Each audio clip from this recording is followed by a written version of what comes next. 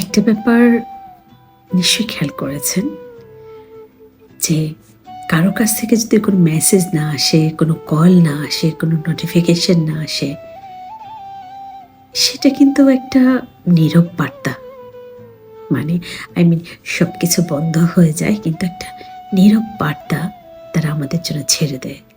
সেটা হলো গিয়ে তাদের জীবনে আপনাদের আমাদের আর কোনো প্রয়োজন নেই।